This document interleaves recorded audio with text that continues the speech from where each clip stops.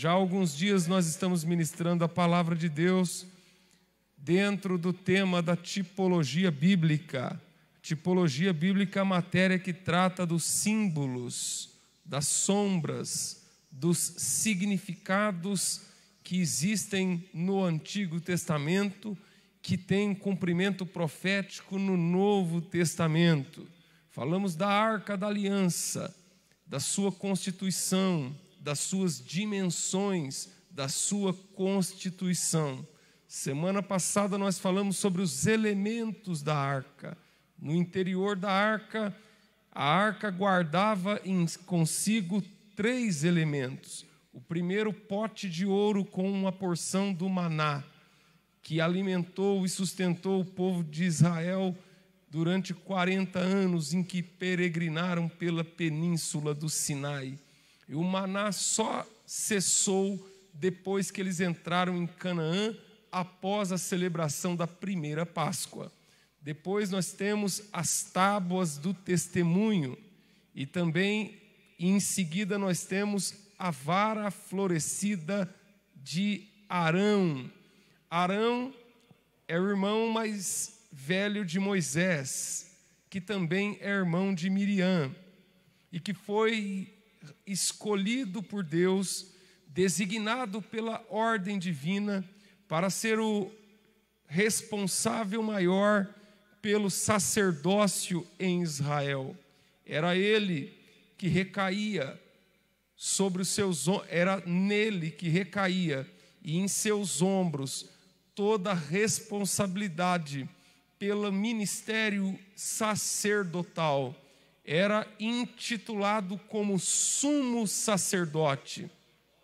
O sumo sacerdote, o servo do Senhor, através do qual Deus se fazia representar, através, louvado seja Deus, fazia-se representar diante do seu povo. Louvado seja o nome do Senhor. Era a maior autoridade espiritual constituída por Deus entre o povo. O ofício sagrado, a expiação que era feita dos pecados do povo, era feita pelo sumo sacerdote. Acontece que no capítulo 14 do livro de Números, a autoridade, a liderança, a sacralidade e a eleição de Deus na vida do Arão é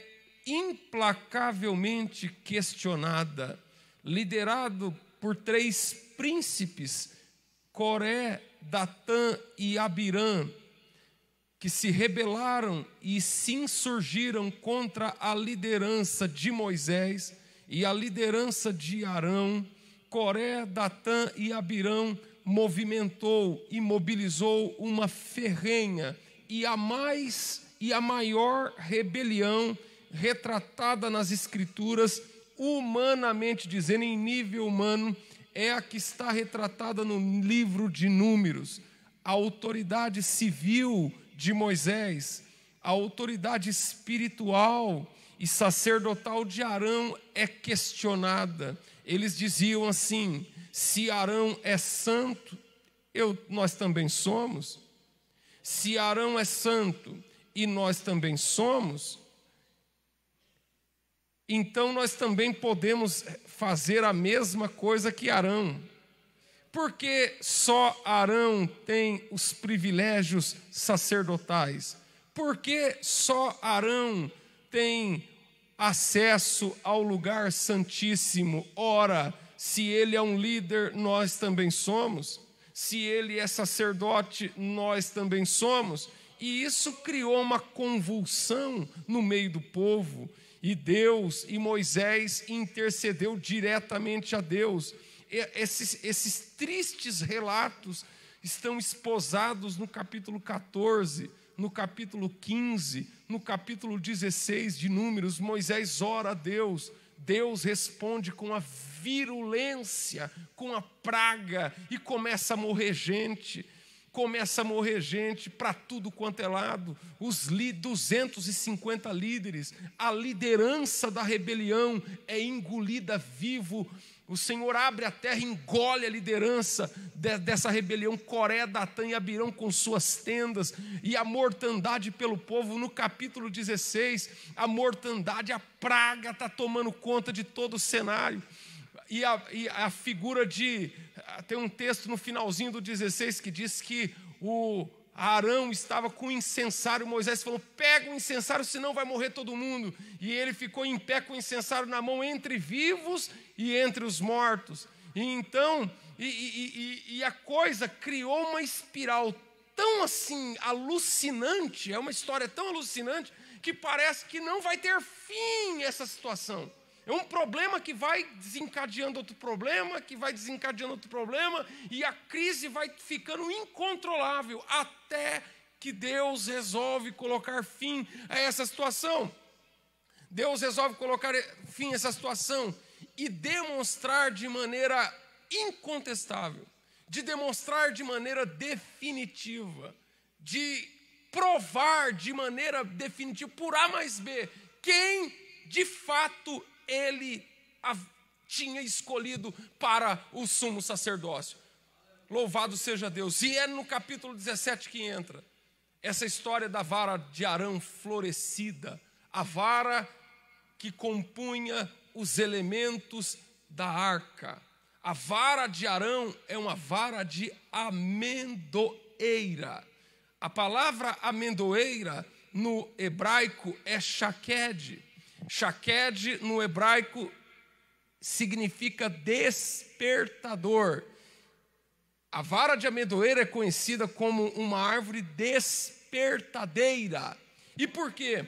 Porque é a primeira árvore que floresce depois do inverno. É a primeira vara que floresce depois do inverno, anunciando o fim do inverno e o início da primavera. Shaked significa despertadeira. É como o termostato da geladeira. É como o termostato do freezer ou do ar-condicionado. Quando a temperatura atinge um certo nível, o termostato entra e coloca o compressor para funcionar. E então ele muda, quando ele percebe, o termostato percebe, é sensível à mudança da temperatura. Quando a amendoeira percebe a mudança de estação, ela percebe a mudança do clima, é a primeira que percebe.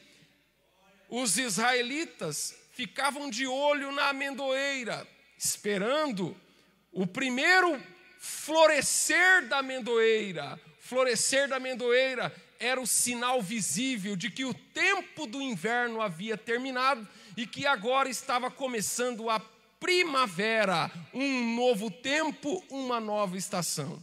Nós vemos no capítulo 1 do livro de Jeremias, no versículo 11, quando Deus chama Jeremias para o ministério. Quando Deus chama Jeremias para o ministério, Jeremias alega ser ainda muito infante, alega ser ainda incapaz, inepto para poder realizar um trabalho de tamanha envergadura. Jeremias se diz: como é que eu vou falar às nações, sendo que sou apenas uma criança? E então o Senhor lhe dá uma visão, e ele diz para Jeremias: Jeremias, o que é que vês? E Jeremias responde a Deus: vejo uma vara de amendoeira. E o Senhor disse assim: viste bem, porque eu velo pela minha palavra para a cumprir. Louvado seja o nome do Senhor. A amendoeira é aquela que não deixa a primavera chegar sem antes dar aviso. É aquela que não deixa a coisa passar sem antes comunicar previamente: ora, porventura, o Senhor fará coisa alguma na face da terra, sem antes comunicar aos seus santos profetas? Louvado seja Deus. O que é que vê Jeremias? Eu vejo uma vara de amendoeira. A vara de amendoeira, na visão de Jeremias, era o nítido retrato, era a confirmação de que o Senhor estava, louvado seja Deus, levantando-o como profeta e capacitando-o para a obra. O Senhor sabia que haveria de haver oposições, o Senhor sabia que haveria de haver antagonismos, o Senhor sabia que haveria de ter resistência, o Senhor sabia que haveria de ter contraposições,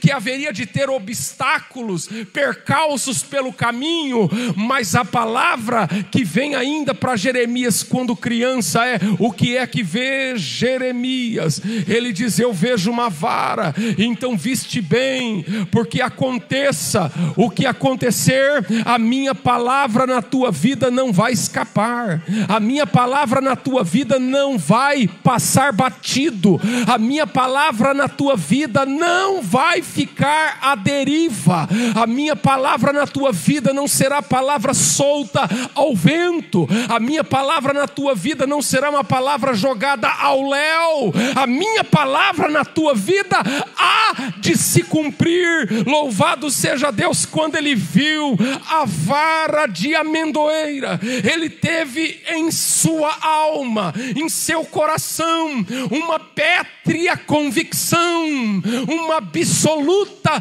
e inquebrantável certeza de que Deus estava confirmando, de que Deus estava chancelando a chamada dele na sua vida. Louvado seja Deus. O que é que vês, Jeremias? Louvado seja Deus, irmãos. O Senhor nessa noite me impulsiona, o Senhor nessa noite me concita, o Senhor nessa noite, louvado seja Deus, me impele a te dizer que Ele está confirmando na tua vida, no teu coração, no teu espírito. Louvado seja Deus. Muitas vezes, quando nós estamos vivendo momentos de provação, quando estamos vivendo momentos de desdita, de amargura, parece que a provação não vai acabar nunca, parece que nunca vai ter fim, parece que o sol nunca vai voltar a brilhar, parece que as coisas nunca vão voltar como era antes. Mas o Senhor está dizendo: o que é que vê? Eu vejo a vara de amendoeira. Viste bem, Jeremias. Louvado seja Deus. Quando Deus fala viste bem, porque eu velo, ali há um trocadilho. Segundo os eruditos, há um trocadilho, porque a palavra shaqued confronta com velo de choquede, e as duas palavras é assim, da mesma forma como a amendoeira não deixa, louvado seja Deus, de anunciar a chegada da primavera e o fim do inverno. Os meus olhos estão de olho nas promessas que eu te fiz, os meus olhos estão de olho no que eu te disse, os meus olhos estão de olho, irmãos. Deus está olhando a promessa que Ele fez para você, louvado seja Deus, e não vai passar um segundo a mais e nem um segundo a menos. Tudo que Ele te disse vai cumprir, porque Ele é Deus, porque Ele é o Senhor da tua vida, porque Ele é o que te chamou, te escolheu. Podem não gostar, podem torcer o nariz, pode achar o que tiverem que achar, pode ter opinião que tiverem, não importa a opinião de A, de B ou de C, o que importa é o que Deus está fazendo na tua vida. Jeremias, eu velo pela minha palavra e ponto final. Louvado seja Deus. Deus não é homem para que minta, e nem filho do homem para que se arrependa. Louvado seja Deus, Ele é o Senhor. Que é que vê? Eu vejo uma vara, e como a vara é a despertadeira, Louvado seja Deus que anuncia, lançando os seus renovos. É a primeira, porque depois da onça morta todo mundo é caçador. Você já viu esse ditado? Depois da onça morta todo mundo é caçador. Depois fala bem, não, eu sabia que Deus ia te levantar, eu sabia que ia acontecer. Depois que acontece, todo mundo diz que sabia. Eu quero ver anunciar antes. Eu quero ver ter a sensibilidade para perceber a movimentação de Deus. Louvado seja o nome do Senhor, meu irmão. Deus tem uma chamada na tua vida. Deus tem um plano na tua vida. Não recue, aguarde Deus fazer a obra. Deus vai te dar um sinal.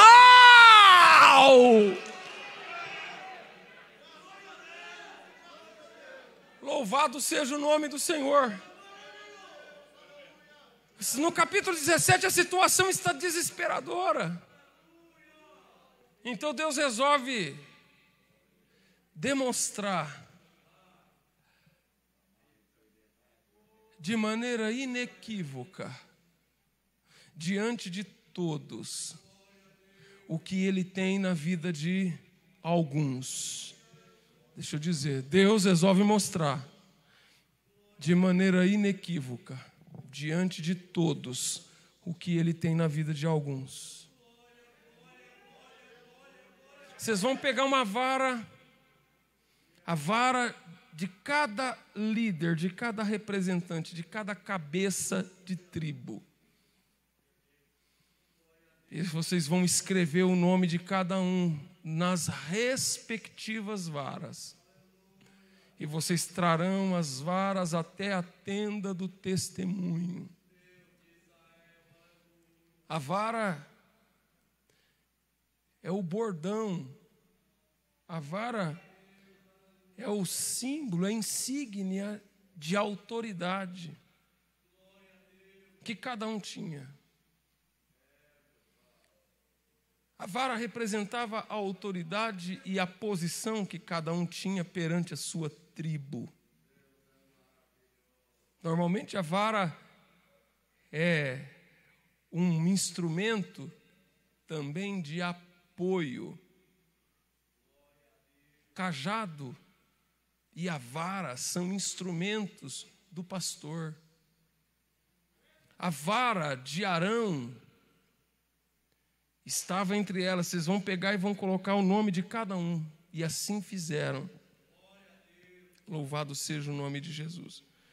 Porém o nome de Arão escreverás sobre a vara de Levi, porque cada cabeça da casa dos seus pais terá uma vara.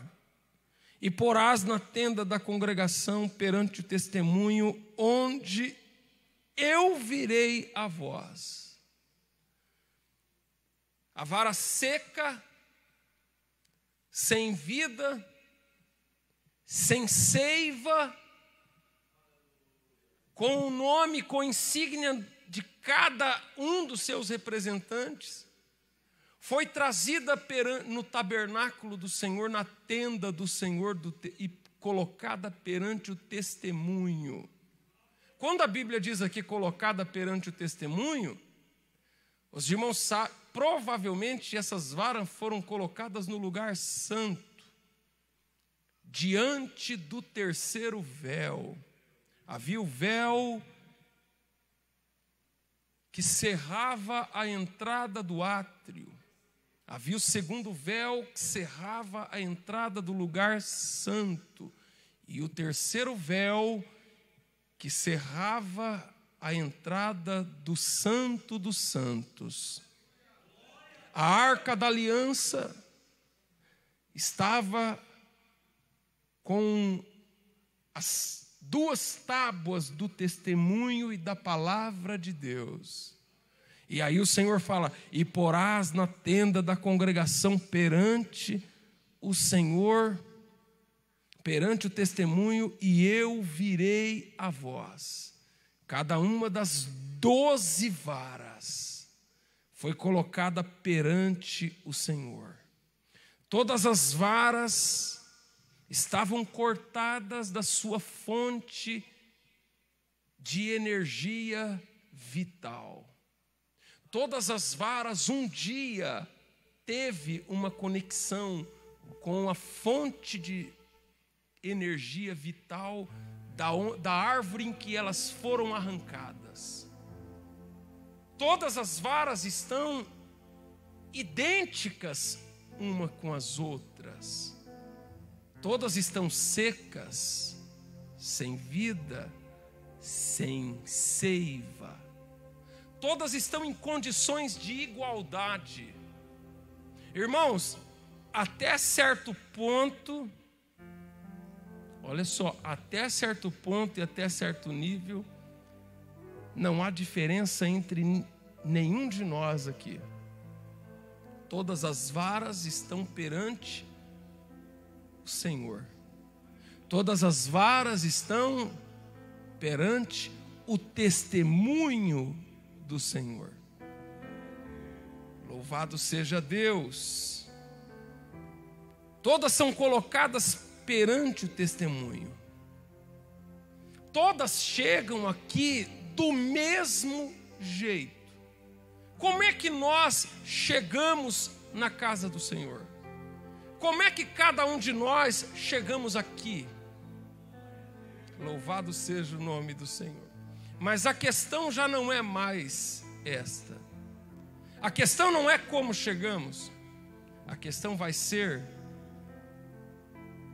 como é que nós iremos sair depois de estarmos perante o Senhor. Todos chegam iguais.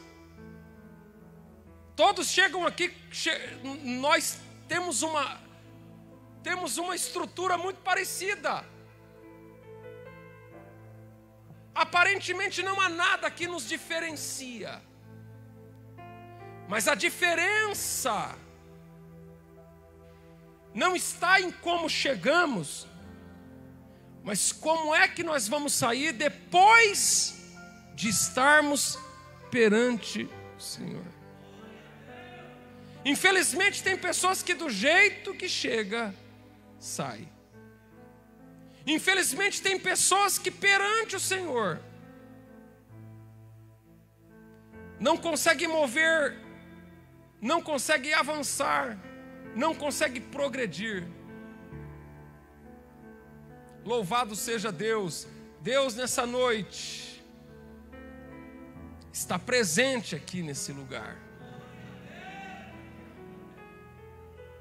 O que é que cada vara pode fazer por si?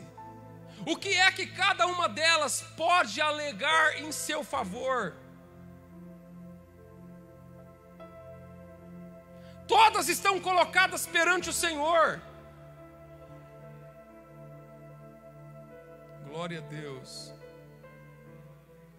Eu fico pensando como é que nós reagimos diante da presença do Senhor. O que nós permitimos acontecer em nós quando nós estamos perante o Senhor? Nós não estamos num cinema, nós não estamos num clube. Isso aqui não é um clube de amigos, isso aqui é uma reunião perante o Senhor. É por isso que a Bíblia diz: guarda o teu pé quando entrares na casa de Deus. Felizmente tem gente que está na casa de Deus, mas pensa que está no cinema. Tem gente que está na casa de Deus, mas pensa que está numa feira. Tem gente que está na casa de Deus, mas pensa que está num show. Pensa que está no shopping. Pensa que está andando à toa no comércio. Não há qualquer percepção. Não há qualquer noção da realidade das coisas espirituais em que nessa noite estamos envolvidos por meio da graça de Deus. Glória a Deus. Eu preciso notificá-lo nessa noite que você está na presença do Senhor. E a Bíblia diz que na casa do Senhor, em sua presença, cada um diz glória. Eu preciso entender que eu tenho a possibilidade de não sair daqui do jeito que eu entrei. que eu preciso aprender que a presença de Deus, ela causa em mim uma mudança, ela causa em mim sensações, percepções. A presença de Deus precisa ser notada.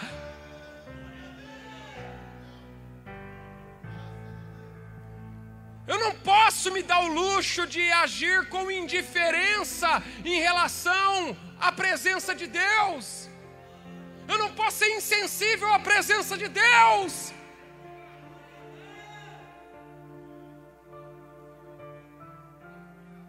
Glória a Deus. Deus está aqui ou não, irmãos? É verdade que Deus está aqui, ou é apenas uma bravata? Ou é apenas um arroubo? Ou é apenas um cacuete? Ou é apenas um jargão de alguém que está empolgado? Ou verdadeiramente Deus está aqui? Então alguma coisa precisa acontecer comigo e com você. Essas varas que chegam ali, elas representam todos aqueles homens com suas famílias. E eu creio que você está aqui nessa noite representando você. Talvez sua esposa não pode estar aqui, mas ela está aqui com você. Talvez seu filho não pode estar aqui, mas ele está aqui em você, sendo representado. E alguma coisa precisa acontecer com você, para que aconteça lá na tua casa, lá na tua família, lá na tua congregação, lá no teu trabalho.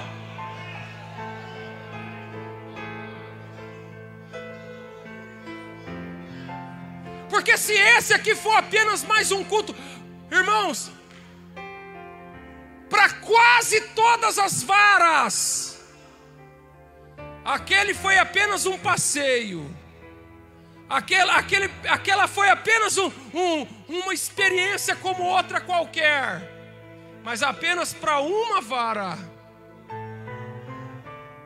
ela reagiu perante o Senhor. Glória a Deus. Salmo 92 diz assim: aqueles que são plantados na casa do Senhor florescerão nos seus átrios. Vou explicar para vocês: aqueles que são plantados na casa do Senhor florescerão nos átrios. Deixa eu dizer uma coisa, olha, plantado na casa do Senhor. Na casa do Senhor é no lugar santo. Quem é plantado no lugar santo? E no lugar santo é onde tem o candeeiro de ouro que ilumina. É onde tem os pães, a mesa dos pães. Oh, louvado seja Deus, onde tem o alimento. E onde tem o altar do incenso, da oração. Aquele que é plantado na palavra, plantado na luz, que anda na luz do evangelho. Aquele que está debaixo da revelação do candeeiro de ouro, louvado seja Deus. Ele floresce nos átrios. É plantado dentro, mas floresce fora. É plantado aqui dentro, mas floresce na rua, floresce na escola, floresce lá na tua família. Tem muita gente que é muito crente aqui dentro da igreja, é obreiro aqui dentro da igreja, é santo aqui dentro da igreja, mas lá fora não age como crente, não age como servo de Deus, não age como homem de Deus. Irmãos, os que são plantados na casa do Senhor florescerão nos átrios.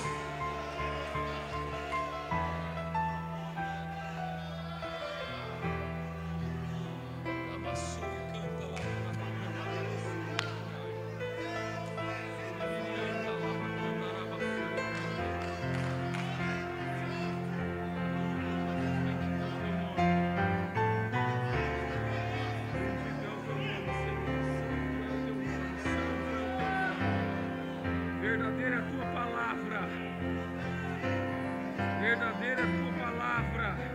Aleluia. Glória a Deus.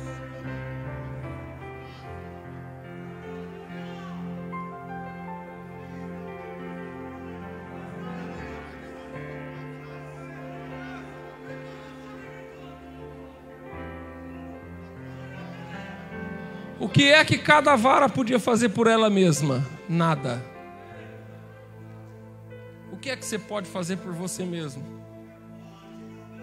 Onde que as tuas forças podem de fato te levar? Onde tuas competências podem te levar? Onde tua capacidade pode te levar? Até onde você pode chegar com tua bravura, com teu arrojo, com tua argúcia, com tua experiência, com teu know-how? Irmãos, pare e pense, cada vara podia fazer o que por ela mesma? Cada vara podia fazer o que por si? O que é que você pode fazer por você? Irmãos, nós não podemos fazer nada por nós mesmos. Nós não podemos fazer nada por nós mesmos. Nós não temos condição de fazer nada por nós mesmos. Cada vara chegou lá ressequida, não tinha condição de advogar por si. Nós precisamos reconhecer a nossa total, irrestrita, ilimitada dependência do Senhor.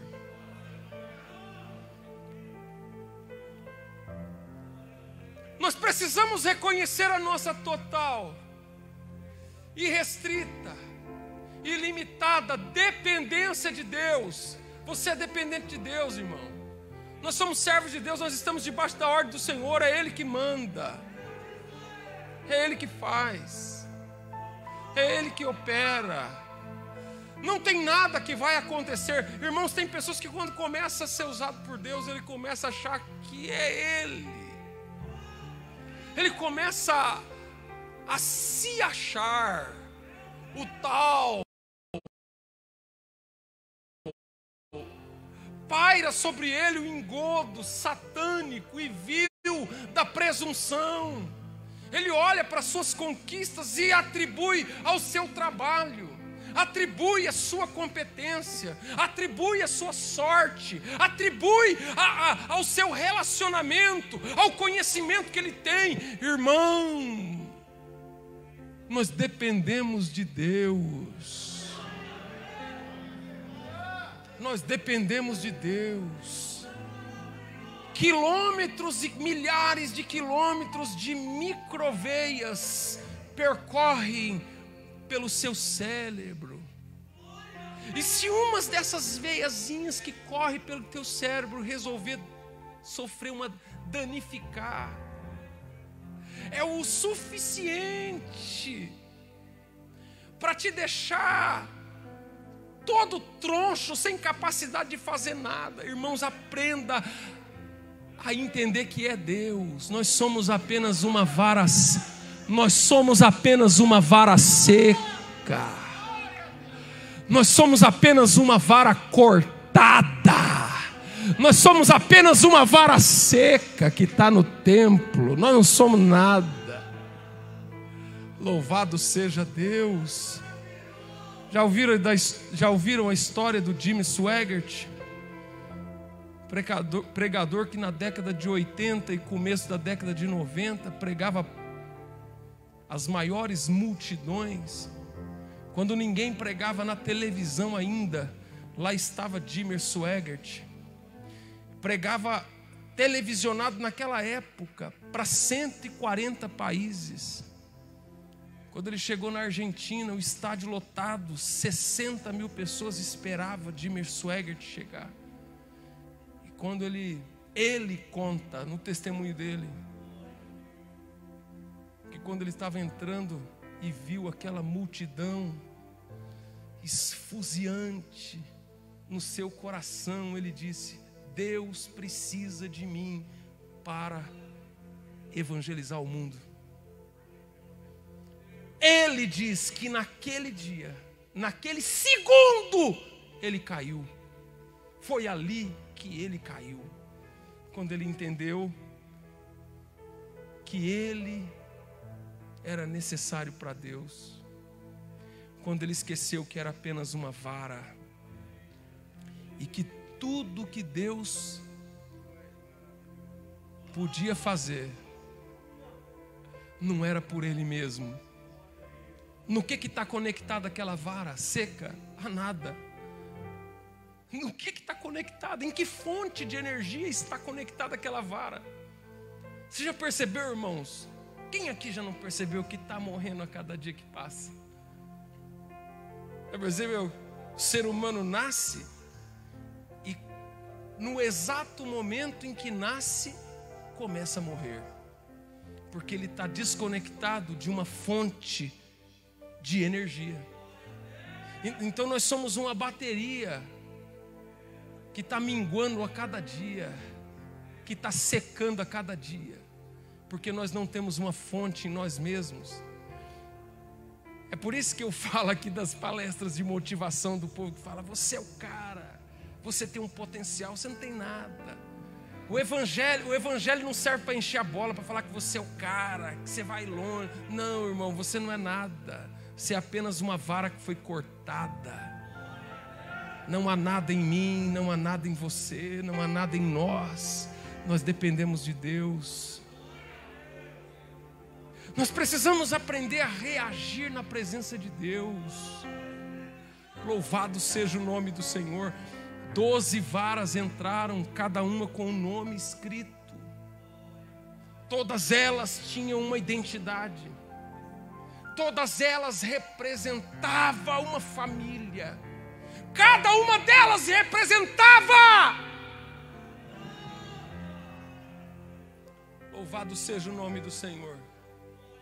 E durante aquela noite inteira, perante o Senhor, louvado seja Deus. Infelizmente tem gente que vem na igreja e volta e vem e volta e vem e volta. A igreja virou uma rotina para ele. Ele está acostumado. Ele já não sente mais nada. E ele está conformado em vir e não sentir. Ele acha que vir e sentir alguma coisa dá trabalho, dá glória a Deus.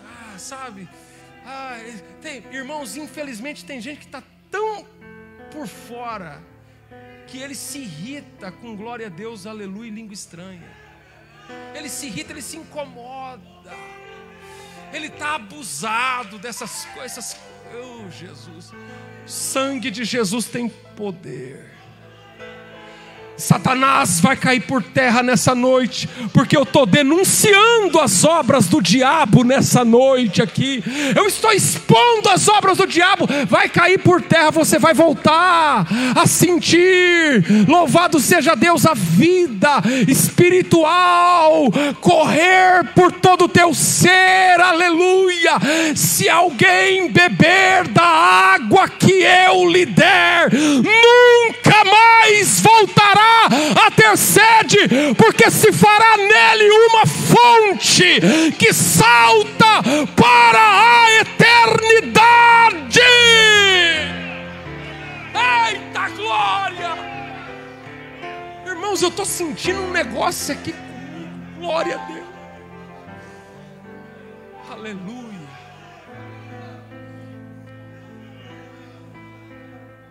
Glória a Deus, as varas estão lá. É uma oportunidade, é um privilégio. Não é um privilégio, é um privilégio. Estão lá na tenda perante o testemunho.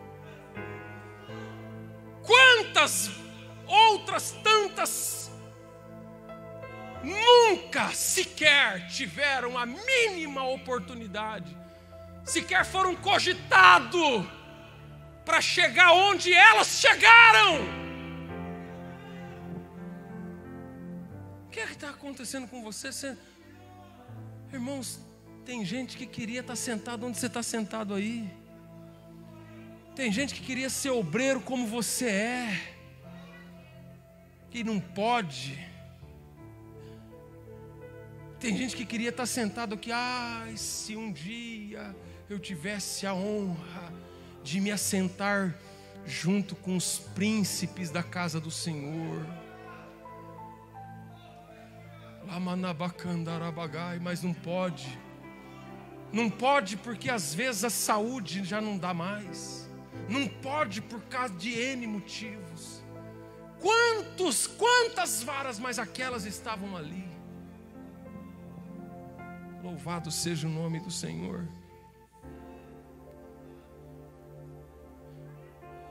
O que somos perante as outras varas e o que somos perante o Senhor.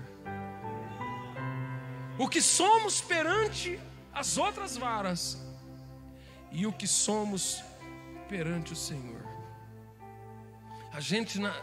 O ser humano é um ser social, não é assim? É um ser social, é uma explicação, é verdade, é um ser social. E como ser social, a gente é gregário. E a gente se agrega por meio de o ajuste das afinidades. Em vários níveis a gente se ajusta. Por exemplo, se a pessoa torce para o mesmo time, a pessoa tem a maneira de pensar igual, no nível social. Quem tem dinheiro junta com quem tem dinheiro, quem é pobre junta com quem é pobre. Quem aptidões, gosto, quem gosta de churrasco vai atrás de quem gosta de churrasco. Então é assim, a igualdade nos aproxima. As pessoas, elas se aproximam da outra e se relacionam por meio das afinidades, igualdades de pensamento. Ela se junta por meio do pensamento, a igualdade.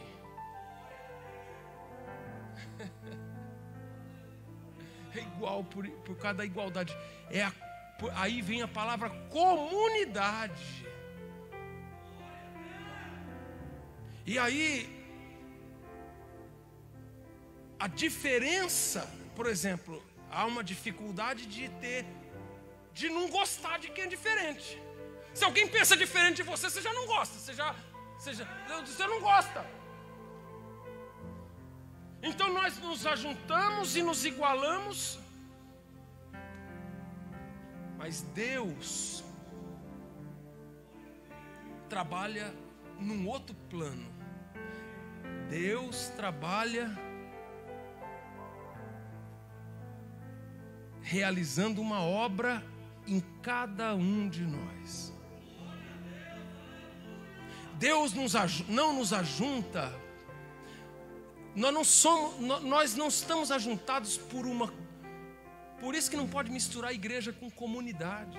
Igreja não é comunidade. Jesus, quando levantou o colégio apostólico, não estabeleceu uma comunidade, um grupo que se uniu por afinidade, porque pensa tudo igual. Não! Você vai lá ver nos evangelhos, ele tem um pescador, tem um publicano, tem um zelote, tem vários tipos diferentes, até antagônicos. Porque a obra de Deus é diferente na vida de cada um. Que Deus tem na tua vida é diferente do que Deus tem na minha. E não são as nossas igualdades que nos atraem. Você não tem que se comparar para ser igual a ninguém. Você tem que buscar o que Deus tem para a tua vida perante Ele. É por isso que os pastores ensinaram muito bem no passado que marido não leva a mulher para o céu e nem a mulher leva o marido para o céu. Pai não leva filho, nem filho leva pai. Porque se você for querer se igualar para ganhar, não é assim que acontece, não. É na diferença que a igreja ganha. Se a igreja ficar igual ao mundo, ela é engolida pelo mundo. Sim ou não? Se a igreja for igual ao mundo, se perder a diferença, a distinção da igreja, então a igreja não ganha quando é igual, não ganha quando aceita, não ganha quando inclui. E eu prefiro ser bíblico do que atender o discurso politicamente correto. Não é quando ela é diferente. É quando ela está na contramão. Porque estava todo mundo igualzinho, mas Deus vai operar a diferença ali no meio. Deus vai fazer diferença. Você sabe o que é que faz a diferença entre os iguais? Deus faz a diferença entre os iguais. Deus te deu um ministério. Deus deu ministério para vocês, senhores. E o ministério que Deus deu para vocês é o que faz a diferença. Nunca, em nenhum outro tempo, haverá uma réplica de Moisés. Nunca, em nem outra época, haverá uma réplica de Charles Spurgeon, de John Knox. Nunca, em outra época, haverá um novo John Wesley. Não vai haverá um outro Gunnar Wingre, Daniel Berg. Essa história é única e singular. Você sabe por quê? Porque Deus pega a vara seca e faz florescer a diferença dele na tua vida. Irmãos, você sabe onde que está a fonte de muita gente deprimida, de muita gente com problema, com patologia psicológica, com complexo de inferioridade, porque ele quer comparar ele com os outros. Você não tem que comparar você com ninguém, você tem que ter a tua história diante de Deus. É Deus que vai te usar do jeito dele, é Deus que vai te usar a maneira dele. Você não tem que seguir uma forma protocolar de A, de B ou de C. Você não tem que ser o que eu quero que você seja, e nem o que as pessoas estão dizendo para você ser. Você tem que ser o que Deus te determinou para você ser, na presença dele, porque é obra que ele realiza. E sucedeu que no dia seguinte Moisés entrou na tenda do testemunho. Moisés entrou no outro dia, e eis que a vara de Arão pela casa de Levi florescia.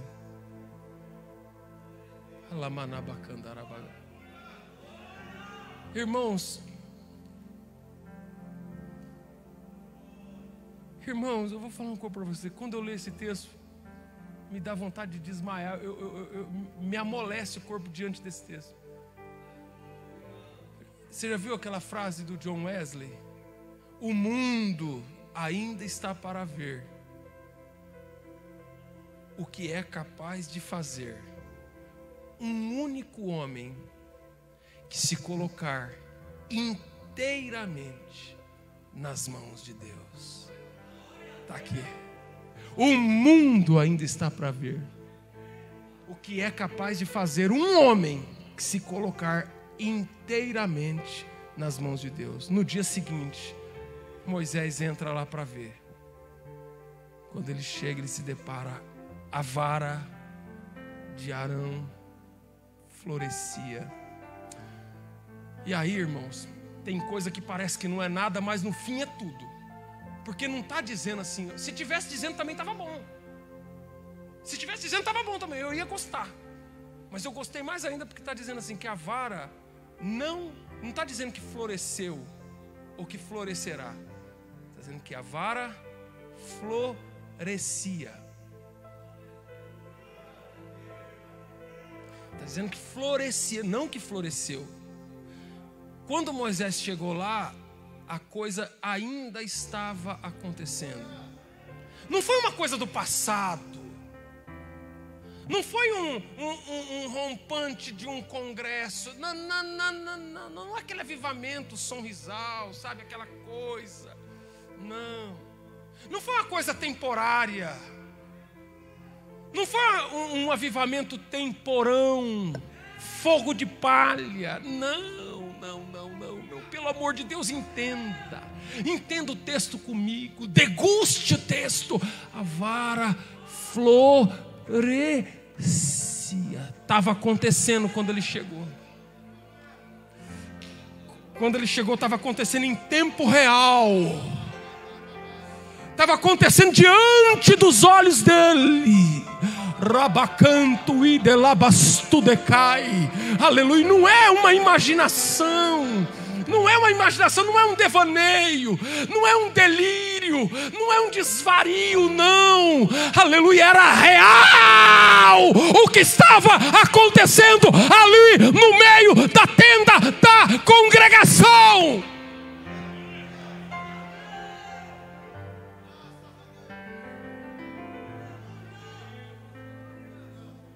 Porque produzira flores,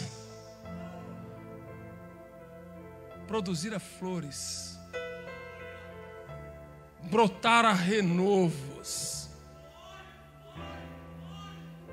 E aqui é que não dá. Produzira flores, brotara renovos e dava fruto. Irmãos, pelo amor de Deus, se eu tiver que dizer, eu não posso ir embora sem terminar essa parte aqui. Eu quero que você repete comigo. E dava. Dava vem do verbo dar. Ninguém aqui, ele dava não do que ele tinha nele mesmo, mas ele dava do que ele... Porque eu recebi do Senhor o que também vos entreguei. Eu não tenho prata e nem ouro, mas o que eu tenho, isso te dou. Eu não vou dar do que de graça deste, de graça recebeste e de graça deste, aleluia. Quem é que nessa noite está recebendo? Aleluia, se você está recebendo de Deus, se você está recebendo da graça, então se prepare, porque Deus irá fazer você florescer, brotar e dar. Só pode dar quem tem, quem não tem não pode dar. Não estava dando porque estava pedindo. Não, estava dando porque tinha.